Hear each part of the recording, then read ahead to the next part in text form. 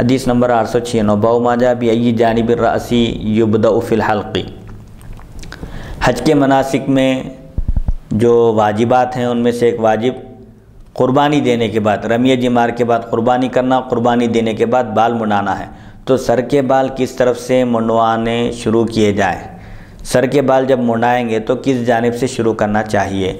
حدثنا ابو عمار حدثنا سفیان بن عیینۃ عن ہشام بن حسان عن ابن سیرین عن انس بن مالک قال لما رمى رسول الله صلی اللہ علیہ وسلم الجمرة نحر نسكه ثم ناول الحالق شقه الأيمن فحلقه فأعطاه أبا طلحة ثم ناوله شقه الأيسر فحلقه فقال يقسمه بين الناس۔ حضرت انس بن مالک رضی اللہ عنہ فرماتے ہیں رسول اکرم صلی اللہ علیہ وسلم نے جمرہ عقبہ کو کنکریاں مارنے کے بعد اپنی قربانی کا جانور ذبح کیا۔ رمی جمار کے بعد رسول اللہ صلی اللہ علیہ وسلم نے قربانی کا جانور ذبح کیا، پھر حجام یعنی سر موڑنے والے کی طرف اپنے سر مبارک کا داہنا حصہ عطا کیا، سیدھی جانب آپ نے حجام کی طرف کیا، اس نے مونڈھا تو آپ نے وہ بال حضرت طلحہ رضی اللہ عنہ کو عطا فرمائے۔ پھر دوسرا حصہ بائیں جانب کا حصہ آپ نے پھر حجام کے سامنے رکھا، اس نے اس بائیں جانب کے بال مونڈے تو آپ صلی اللہ علیہ وسلم نے فرمایا ان بالوں کو لوگوں کے درمیان تبرکاً تقسیم کر دو۔ تو اس حدیث شریف میں یہ بات بتائی جا رہی ہے، پہلے یہ مسئلہ بتایا جا رہا ہے رمی جمار کے بعد قربانی کی جائے، اس میں ترتیب واجب ہے۔ احناف کے پاس رمی جمار کے بعد قربانی ہے، قربانی کے بعد بال منڈانا ہے۔ اگر کوئی شخص پہلے قربانی دے دے بعد میں رمی جمار کرے، یا پہلے سر منڈائے بعد میں قربانی کرے تو اس پر دم واجب ہے، ایک بکری قربانی دینا واجب ہے۔ تو اس حدیث میں مسئلہ بتایا جا رہا ہے کہ پہلے رمی جمار کیا جائے، پھر اس کے بعد قربانی کا جانور ذبح کیا جائے، پھر بال منڈانا چاہیے۔ بال منڈانے میں سیدھی جانب سے شروع کرنا چاہیے، جیسا کہ رسول اللہ صلی اللہ علیہ وسلم ہر شے میں تیامن یعنی سیدھی جانب سے شروع کرنے کو پسند فرماتے تھے۔ اور اس میں حضور پاک علیہ الصلوۃ والسلام نے اپنے سر مبارک کے بال حضرت ابو طلحہ کو عطا فرمایا اور فرمایا حضرت انس بن مالک رضی اللہ عنہ کا آپ نے بال عطا فرمایا اور فرمایا کہ ان بالوں کو لوگوں کے درمیان تقسیم کر دو۔ تقسیم کرنے کا مطلب یہی ہے کہ لوگ ان بالوں سے برکت حاصل کریں۔ اس حدیث شریف سے بزرگان دین سے منسوب چیزوں سے برکت حاصل کرنے کا بھی ثبوت ملتا ہے۔ اگر خدا نخواستہ یہ شرک ہوتا یا عمل یا بدعت ہوتا تو حضور صلی اللہ علیہ وسلم قطعاً ایسا نہیں فرماتے تھے۔ آپ نے خود عمداً عنایت فرمایا اور فرمایا کہ ان بالوں کو لوگوں کے درمیان تقسیم کر دو۔ تو لوگوں کے درمیان تقسیم کرنے کا مطلب یہی ہے کہ لوگ ان موئے مبارک سے برکت حاصل کر سکتے ہیں، جیسا کہ خود بخاری شریف میں بھی مختلف روایتیں ہیں۔ من جملہ ان میں کہ ایک روایت یہ ہے کہ ایک صحابی فرماتے ہیں کہ حضور اکرم صلی اللہ علیہ وسلم کا ایک موئے مبارک ہونا میرے پاس یہ میرے لیے دنیا و ما فیہا یعنی دنیا اور دنیا میں جو کچھ چیزیں موجود ہیں ان تمام سے زیادہ محبوب اور پسندیدہ ہے۔ اور حضرت ام سلمہ رضی اللہ عنہا کے پاس حضور اکرم صلی اللہ علیہ وسلم کے موئے مبارک تھے۔ آپ ان موئے مبارک کو چاندی کی ایک ڈبی میں آپ نے رکھا تھا۔ مدینہ منورہ میں جب بھی کوئی بیمار ہوتے تو بیمار کو حضرت ام سلمہ رضی اللہ عنہا کے پاس لایا جاتا، آپ چاندی کی ڈبی میں سے موئے مبارک نکالتی اور پانی موئے مبارک کا بیمار کو پلایا جاتا تو اس کو شفا مل جاتی تھی۔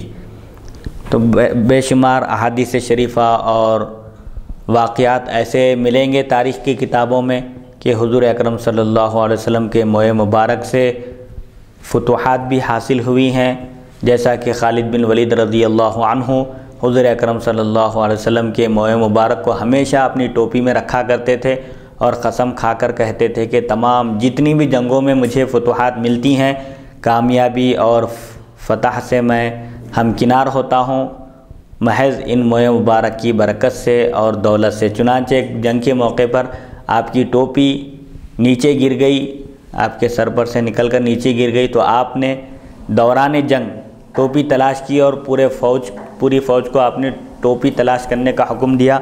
بہرحال ٹوپی تلاش کرنے پر ٹوپی مل گئی، فوراً آپ ٹوپی پہنے اور پھر دشمن سے آپ نے جنگ شروع کی۔ جنگ ہونے کے بعد بعض ساتھیوں نے کہا کہ آپ نے ایک معمولی ٹوپی کے لیے عین لڑائی میں آپ نے سب کو ایک کام میں مشغول کر دیا۔ تو آپ نے کہا کہ ٹوپی تو معمولی ہے لیکن اس ٹوپی میں حضور اکرم صلی اللہ علیہ وسلم کے موئے مبارک تھے، اور میری تمام فتوحات کا راز وہی موئے مبارک ہے۔ بہرحال صحابہ کا بھی عمل ہے۔ خود حضرت امیر معاویہ رضی اللہ عنہ کے پاس حضور اکرم صلی اللہ علیہ وسلم کے چند آثار مبارکہ تھے، غالباً ناخن مبارک بھی تھے۔ اس میں آپ نے اپنے انتقال سے پہلے وصیت کی کہ حضور اکرم صلی اللہ علیہ وسلم کے موئے مبارک کو میرے کفن میں رکھا جائے تاکہ ان موئے مبارک کے طفیل اور آثار مبارکہ کے طفیل اللہ تعالیٰ میری مغفرت فرما دے۔ بہرحال یہ صحابہ کرام کے عمل سے بھی ثابت ہے، اور حضور اکرم صلی اللہ علیہ وسلم نے صحابہ کرام کے بارے میں فرمایا کہ میرے صحابہ ستاروں کی مانند ہیں، تم ان میں سے جن کی بھی پیروی کرو گے سیدھے راستے کو پالو گے، ہدایت پالو گے۔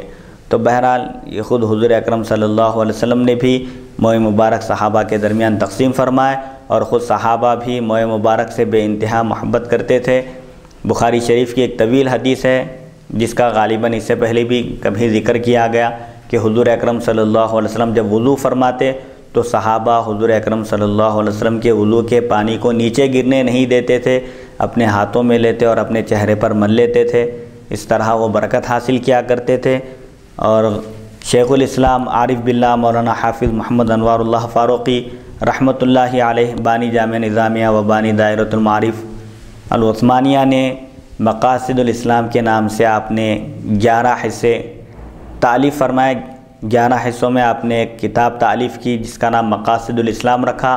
اس میں 9واں حصہ خاص طور پر آپ نے آثار مبارکہ کے لیے خاص کیا، مختص کیا، جس میں آپ نے بے شمار احادیث شریفہ کی روشنی میں صحابہ کرام کے مستند واقعات آپ نے ذکر کیے کہ صحابہ کرام حضور اکرم صلی اللہ علیہ وسلم کے موئے مبارک کی کیسی حفاظت کرتے تھے، کس طرح برکت حاصل کیا کرتے تھے۔ حضور اکرم صلی اللہ علیہ وسلم نے ایک صحابی کے سر پر اپنا دست مبارک رکھا۔ وہ صحابی کہتے ہیں ان کی عمر 120 سال تھی۔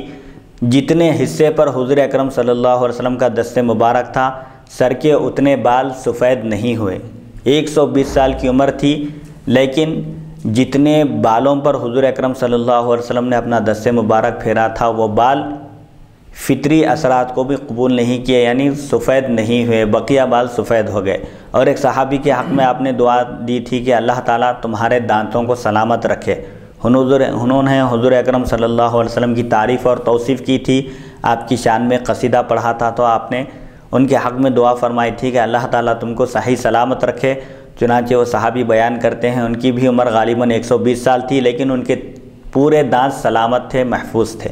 سبحان اللہ۔ یہ دست مبارک کی برکت تھی کہ حضور اکرم صلی اللہ علیہ وسلم کے دست مبارک میں اللہ تعالیٰ نے شفا رکھی تھی، اور آپ کی زبان میں ایسی تاثیر اللہ نے عطا فرمائی تھی کہ آپ جو چاہتے وہ ہو جاتا، جو فرماتے وہ ہو جاتا۔ اسی لیے کسی شاعر نے کہا وہ زباں جس کو سب کن کی کنجی کہیں۔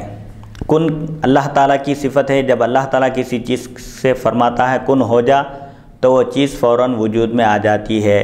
یہ کن بھی صرف مخلوق کو سمجھانے کے لیے ہے، ورنہ اللہ کو کن کہنے کی بھی ضرورت نہیں ہے، بس وہ صرف ارادہ کرتا ہے، چاہتا ہے تو فوراً وہ چیز وجود میں آ جاتی ہے۔